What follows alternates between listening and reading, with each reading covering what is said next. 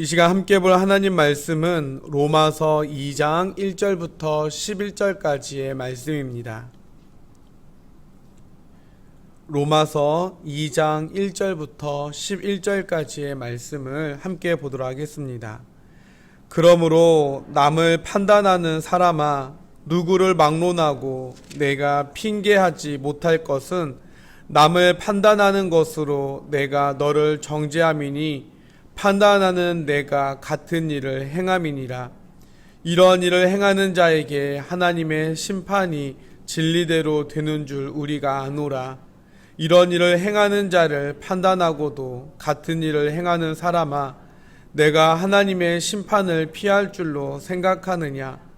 혹 내가 하나님의 인자하심이 너를 인도하여 회개하게 하심을 알지 못하여 그의 인자하심과 용납하심과 길이 참으심이 풍성함을 멸시하느냐? 다만 내 고집과 회개하지 아니한 마음을 따라 진노의 날 곧 하나님의 의로우신 심판이 나타나는 그날에 임할 진노를 내게 쌓는도다. 하나님께서 각 사람에게 그 행한 대로 보응하시되 참고 선을 행하여 영광과 존귀와 썩지 아니함을 구하는 자에게는 영생으로 하시고, 오직 당을 지어 진리를 따르지 아니하고 불의를 따르는 자에게는 진노와 분노로 하시리라. 악을 행하는 각 사람의 영에는 환난과 곤고가 있으리니 먼저는 유대인에게요 그리고 헬라인에게며, 선을 행하는 각 사람에게는 영광과 존귀와 평강이 있으리니 먼저는 유대인에게요 그리고 헬라인에게니라. 이는 하나님께서 외모로 사람을 취하지 아니하심이라. 아멘. 누가복음 18장 말씀을 보면 스스로를 의롭다고 믿고 다른 사람을 멸시하는 자들에게 예수님은 한 가지 비유를 들려주십니다. 바리새인과 세리 두 사람이 기도하러 성전에 올라갑니다. 그때 바리새인은 기도하기를, 하나님, 나는 매주 일주일에 2번씩 금식하고 11조도 드리고 있습니다. 내가 악을 행하는 저 사람들과 같지 않으며 더군다나 이 세리와 같은 사람이 아님을 감사합니다 하고 기도합니다. 그때 옆에서 세리도 하나님께 기도하는데 그는 멀찍이 서서 감히 하늘을 우러러 보지도 못한 채 가슴만 치면서, 하나님, 나를 불쌍히 여겨 주시옵소서, 나는 죄인입니다 라면서 통곡합니다.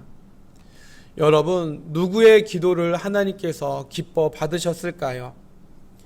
예수님은 저 바리새인이 아니고 세리가 하나님께 의롭다 하심을 받았다라고 말씀해 주십니다.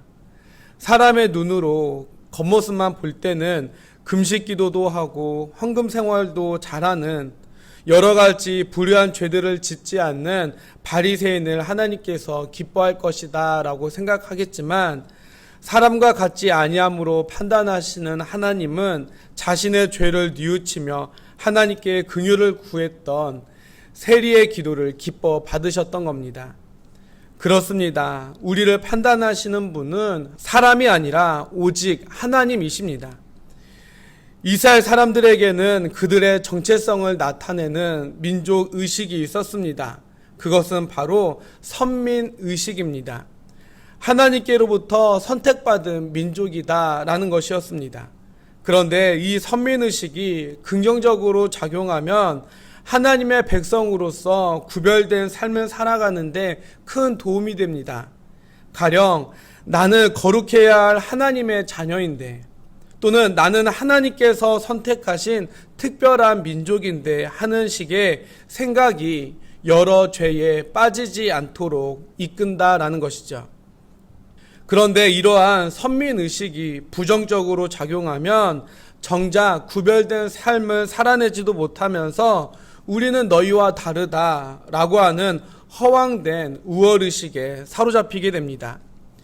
그들은 이방인들에게 선민으로서 본을 보이는 삶을 살아야 했지만 그렇게 살아내지도 못하면서 우리는 하나님의 선택을 받은 백성이기 때문에 이방인인 너희와는 근본적으로 다르다. 너희는 하나님으로부터 진노의 심판을 받지만 우리는 그렇지 않다라고 하는 근거 없는 우월감과 자신감에 빠져 지내게 됩니다. 이러한 그들의 생각은 오늘 4절 말씀처럼 하나님을 멸시하는 행위일 뿐이었습니다. 이러한 유대인들에게 바울은 오늘 말씀에서 아니다. 너희가 아무리 하나님의 백성이라고 해도 이방인들처럼 악하게 살기 때문에 너희들도 너희의 행위에 따라 진노의 심판을 받게 될 것이다 라고 단호하게 선언하고 있는 것입니다. 다시 말해 하나님은 오래 참으시고 인자가 풍성하시며 회개하는 자를 용서하시는 하나님이시지만 이것을 악용하는 그런 사람들에게까지 자비를 베푸시는 그런 하나님이 아니시다라는 겁니다.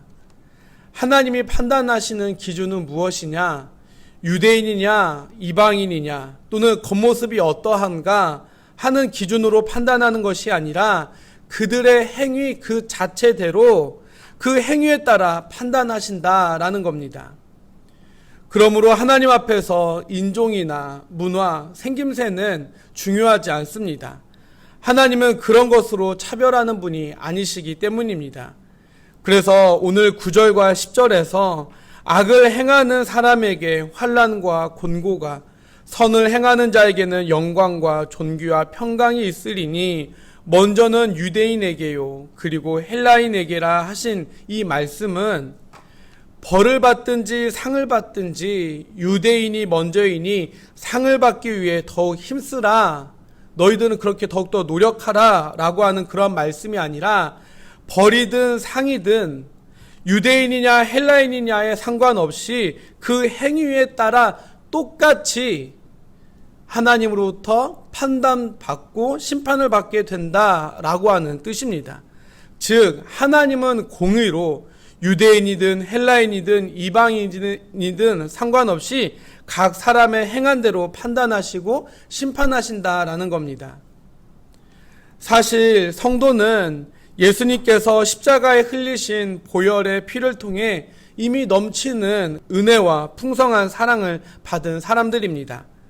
그러므로 이 은혜와 사랑에 대한 우리의 당연한 반응은 오늘 4절과 5절 말씀처럼 회개하는 삶입니다. 그리고 하나님은 우리가 하나님의 자녀답게 거룩한 삶을 살아내고 회개에 합당한 열매를 맺는 것을 요구하십니다. 하나님께 선택받은 민족이라고 하는 선민 사상이 모든 죄를 무조건 용서해 주시는 특별한 주의가 아니듯이 성도 또한 신자라고 해서 하나님이 우리의 모든 잘못을 무조건 용납해 주시는 것은 아니다라는 겁니다. 외모를 보지 아니하시는 주님 앞에서 거룩한 길을 따르지 않으면서 죄에 합당한 회개도 하지 않으면서 불신자들과 다른 대우를 받으리라 기대하는 것은 큰 착각이다라는 겁니다. 하나님께서 유대인을 하나님의 백성으로 삼으신 것은 다른 민족에게 하나님을 드러내는 사명을 주시기 위함이었습니다. 마찬가지로 하나님께서 우리를 불신자들보다 먼저 믿게 한 것은 그들에게 하나님을 믿는 성도로서 내 삶을 통하여 하나님을 드러내라는 사명 때문입니다. 그러므로 하나님은 외모나 신분, 사회적 배경 등과 같은 것으로 판단하시는 하나님이 아니라 우리가 행한 대로 어떻게 살았는지에 대한 것으로 공의롭게 심판하신다라고 하는 사실을 깨달아 성도의 사명을 잘 감당하고 특별히 이웃과 하나님 앞에서 더욱더 거룩되고 진실되게 살아갈 수 있기를 더욱더 힘쓰는 모든 성도 여러분들이 될 수 있기를 주님의 이름으로 간절히 축원해 드립니다. 함께 기도하도록 하겠습니다.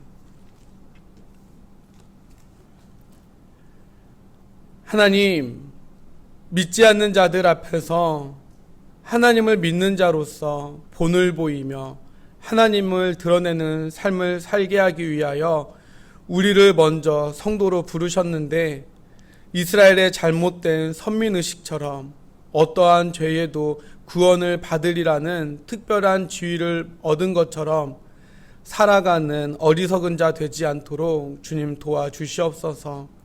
하나님 앞에서 두렵고 떨리는 마음으로 자신을 돌아보며 죄로 인해 멸망받을 수밖에 없는 그러한 자였음을 잊지 않게 하시고 오직 공의로 심판하시는 하나님을 기억하며 하나님과 사람 앞에서 더욱더 겸손히 행하는 성도가 되게 하여 주시옵소서.